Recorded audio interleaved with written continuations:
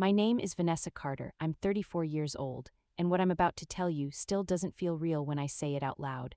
6 months ago, my parents locked my younger brother out of their house in the middle of a snowstorm in Chicago because he got fired. Not for stealing, not for hurting anyone, just for failing. And what I did next exposed everything they spent decades pretending to be. But before I get there, let me take you back to the moment everything broke. It was a Friday night. I was at a company networking event downtown. Loud music, fake smiles, expensive suits pretending to be humble. My phone kept buzzing in my purse. I ignored it, then it buzzed again and again. Finally, I stepped outside into the cold to check. 12 missed calls, all from my brother Caleb. I called him back. He picked up on the first ring, but he didn't say anything at first. All I could hear was wind, then a shaky breath. "Van, I don't know where to go." Something in my chest dropped. "Where are you?" "Outside Mom and Dad's house," he said. "They won't let me in." I froze. "What do you mean they won't let you in?" Another pause, then quietly. "They said I embarrassed them." Before I tell you what I saw when I got there, just think for a second, what would you do if your own parents shut the door on your sibling like that? Because I didn't hesitate. I grabbed my coat and left that event without saying goodbye to anyone. Growing up, my family looked perfect. We lived in Naperville, big house, clean lawn, church every Sunday. My dad, Thomas Carter, ran a financial consulting firm. My mom, Linda, was the kind of woman who smiled in public and judged in private. And then there was my older sister, Brianna, the favorite, always perfect, straight A's, married young, 2 kids before 30. The kind of life my parents could brag about at every dinner party. And then there was me, independent, career-focused, not married, not settled, which in their eyes meant I was a problem. But Caleb was different. He was the youngest. Soft-hearted, creative, the kind of person who felt things deeply, and that made him weak to them. He worked at a marketing startup in the city, loved it, lived for it, until the company downsized. He called me the day it happened. "I'll find something else," he told me, trying to sound strong, but I knew him. He was scared. He just didn't want to disappoint them. He never got the chance. Because someone from church saw him packing his desk, and by the time he got home, my parents already knew. And in their world, failure wasn't something you recovered from. It was something you hid or punished. When I pulled up to the house that night, snow was coming down hard. The driveway was empty except for Caleb's car. He was sitting on the curb. No jacket, just a hoodie. His hands were shaking. I ran over to him. "Caleb, what happened?" He looked up at me, and I swear I didn't recognize his face. "They said I can't stay there anymore," he whispered. "Not until I fix myself." I felt something snap inside me. "Did you knock?" He let out a weak laugh. "Van, they watched me through the window." I walked straight up to the front door, knocked once, no answer, knocked again, harder. Finally, the door opened. My mom stood there, perfect hair, calm expression, like nothing was wrong. "You shouldn't be here," she said. I stared at her. "You threw your son outside in a snowstorm." "He made a choice," she replied. "We don't tolerate irresponsibility in this family." "He lost his job. He lost discipline." My dad's voice came from behind her. "That's worse." I stepped forward. "He has nowhere to go." "That's not our concern anymore," my mom said, flat and cold. For a second, I couldn't even speak. Then I did something I'd never done before. I laughed, not because it was funny, but because I finally saw them clearly. "You're really willing to lose your son over this?" I asked. My dad didn't hesitate. "We already have." That was the moment everything changed. I turned around, walked back to Caleb, and said, "Get in the car." He hesitated. "They'll cut you off too," he said quietly. I opened the passenger door, then they cut me off. That night, Caleb stayed on my couch. He barely spoke. Just stared at the ceiling like something inside him had shut down. I made him tea, got him blankets, and sat there in silence. But inside, I was burning because this wasn't new. This was just the first time I refused to ignore it. For years, I'd been building something quietly. While my parents criticized my unconventional life, I was working, saving, investing, taking risks they would never approve of. By 34, I owned a small but growing digital consulting agency in Austin. No one in my family knew how well I was doing, because I stopped trying to impress them a long time ago. But now, I realized something. They didn't just deserve distance, they deserved truth. 2 weeks later, I got an invitation. My parents' 35th anniversary party. Big venue, dozens of guests, church leaders, business partners, a performance like always. At the bottom of the invitation, my mom had written, "Please come, let's not make things worse." I stared at it for a long time, then I smiled because they had no idea what was coming. Before I continue, if you've ever had to choose between family and doing what's right, you already understand how heavy that decision feels. The night of the party, everything looked perfect. Crystal lights, soft music. People laughing like nothing bad had ever happened. My parents stood at the center of it all, smiling, shaking hands, telling everyone how blessed they were. I walked in with Caleb, and the room shifted, whispers, stares. My mom's smile froze. My dad's jaw tightened, but they said nothing, not yet. Halfway through the night, my sister Brianna took the stage. She started talking about family values, about strength, about standing together no matter what. I almost didn't recognize the words. Because they sounded nothing like what we lived. Then she said, and now Vanessa would like to say a few words. I hadn't planned on speaking, but suddenly I knew exactly what I was going to do. I walked up to the microphone.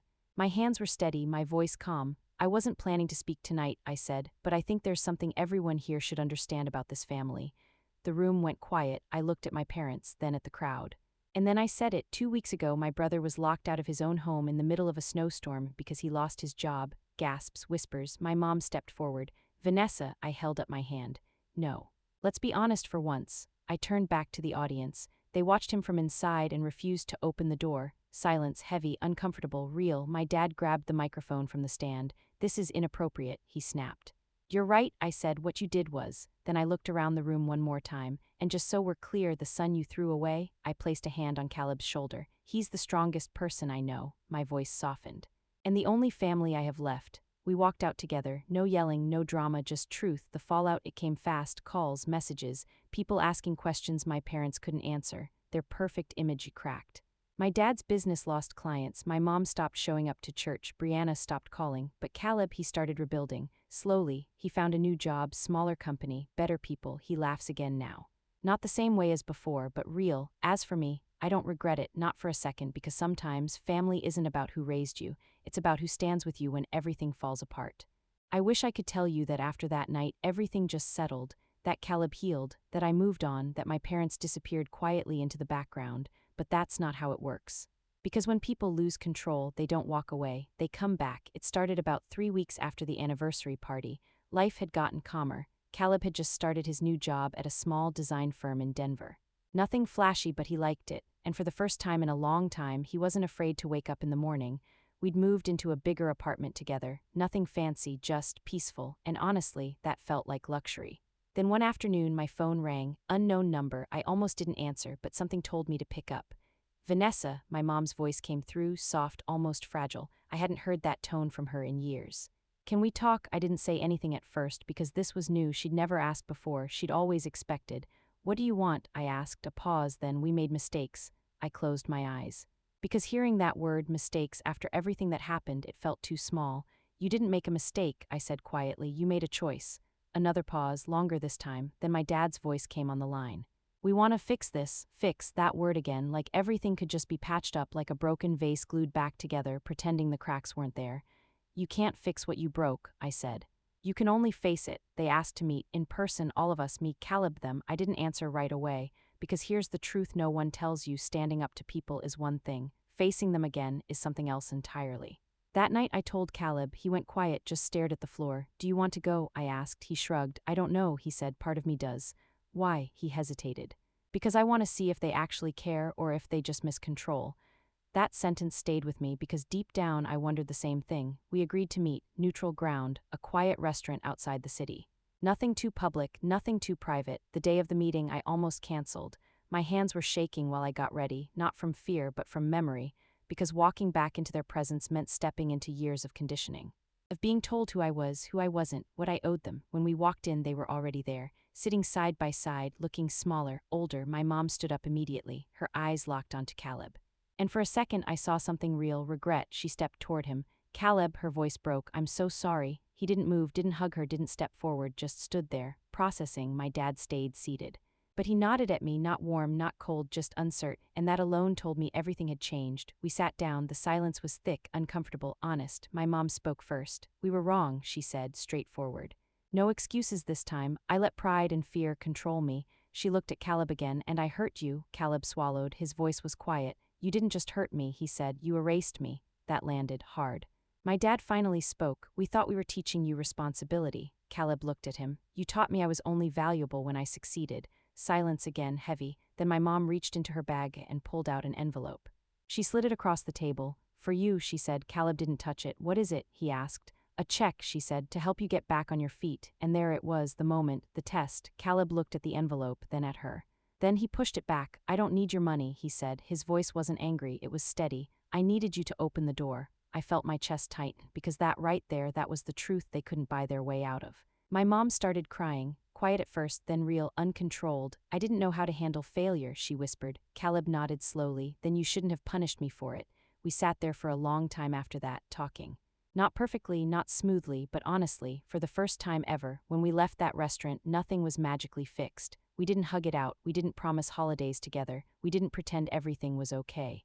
But something had shifted, not in them, in us, because for the first time we weren't trying to earn their love, we were deciding if they deserved space in our lives. That was the real turning point, not the party, not the exposure. This. The moment we stopped needing them to feel whole. A month later my mom sent a letter, handwritten, no demands, no expectations, just accountability. She wrote about her own upbringing, about how fear shaped her. About how she repeated things she never questioned, and at the end she wrote, "I don't expect forgiveness, I just hope for a chance to become someone who deserves it." I read that letter 3 times, then I gave it to Caleb. He read it once, folded it, and said maybe one day, and that's where we are now, not perfect, not healed, but real. Caleb's doing better than I've ever seen him. Confident, independent, at peace, and me. I finally understand something I wish I knew years ago. Family isn't about who raised you, it's about who respects you when you stop being who they want you to be. If this story meant something to you, if you've ever had to choose between peace and approval, then you already know how hard that is. You'd think by now the story would be over. That after everything, the confrontation, the distance, the letter, we'd just move on, but real life doesn't end clean like that. Sometimes the hardest part isn't breaking away, it's deciding what comes after. About 2 months after that restaurant meeting, things were quiet again, but this time it wasn't heavy, it was different, lighter. Caleb had settled into his new routine, new job, new friends, a version of himself I hadn't seen before. He laughed more, spoke up more, he even started talking about launching his own small design brand someday. And one night, sitting on the balcony, he said something I'll never forget. "I think getting kicked out saved me." I turned to him. "What do you mean?" He looked out at the city lights. "If they hadn't done that, I'd still be trying to prove something to them." He paused. "Now I'm just living." That hit me harder than anything else because he was right. Pain had forced clarity, and clarity gave us freedom, but then something unexpected happened. It was a Tuesday morning. I was working from home halfway through a client call when my phone started buzzing nonstop. Texts, emails, missed calls. At first I ignored it, until Caleb walked into the room holding his phone. "You might want to see this," he said. I opened one of the messages. A link, then another, all saying the same thing. "Is this your family?" I clicked it, and my stomach dropped. Someone had posted the video, the night of the party. The speech, everything, but this time it wasn't just in that room, it was everywhere. Social media, news clips, commentary channels, millions of views, people arguing, taking sides, breaking it apart piece by piece. And just like that, our private pain became public entertainment. I sat there staring at the screen, reading comments from strangers who thought they knew us. "She's brave, they're monsters, this is fake, this is justice." Caleb sat down across from me. "Quiet, you okay?" I asked. He shrugged. "I don't know yet." And that's when I realized something. We had taken back control of our lives, but now the world was trying to take ownership of our story. That afternoon I got another call, this time from my mom. I hesitated, then answered. "Vanessa," her voice was shaky, "it's everywhere. I know, they're calling your father a monster." I stayed silent. Because for once she didn't defend him. "We never thought it would go this far," she said, and there it was, not denial, not control, just consequence. My dad got on the phone next, his voice different, quieter. "I'm stepping down from the firm," he said. I blinked. "What?" "It's done," he said. "The clients, the partners, it's over."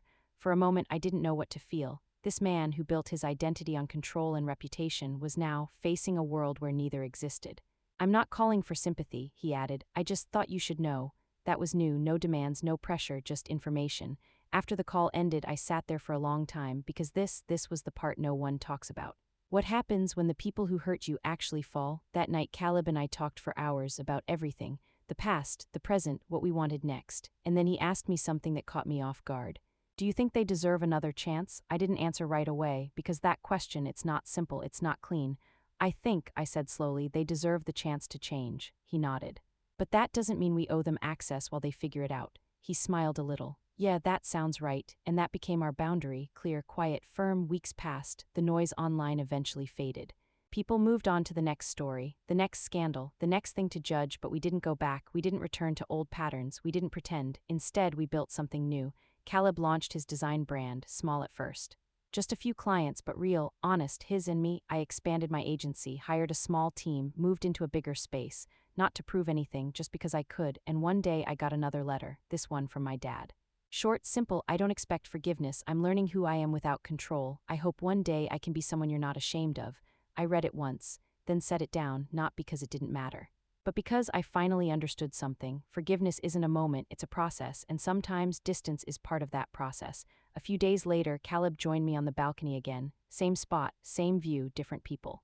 Do you think we'll ever be a family again? He asked. I looked out at the city, thought about everything we'd been through, everything we survived, everything we built. Then I said, we already are, because family isn't the house you grow up in.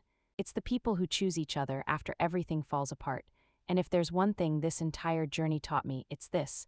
Sometimes losing everything they built for you is the only way to finally build something for yourself. If this story stayed with you, if it made you think about your own life, your own choices, then take that seriously. Because stories like this, they're not just stories, they're mirrors. And if you want more real, raw, unfiltered stories like this, make sure you like, share, and subscribe to my channel, Real Life Revenge Series, because sometimes the most powerful revenge isn't destroying them.